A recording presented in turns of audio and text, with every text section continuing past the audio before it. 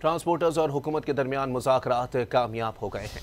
सदर all Pakistan goods transporter alliance Malik Shahzad Awan ने बताया है कि हुकूमती नुमाइंदों ने ट्रांसपोर्टर्स के मुतालिबात जायज़ करार देते हुए उन्हें तस्लीम कर लिया। मुतालिबात की मंजूरी पर वफाक, पंजाब और सिंध हुकूमत का शुक्रिया अदा किया।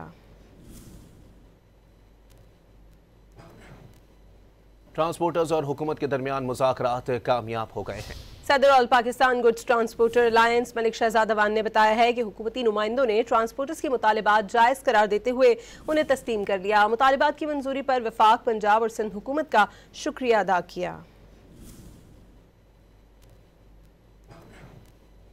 ट्रांसपोर्टर्स और हुकूमत के दरमियान मुज़ाकरात कामयाब हो गए हैं।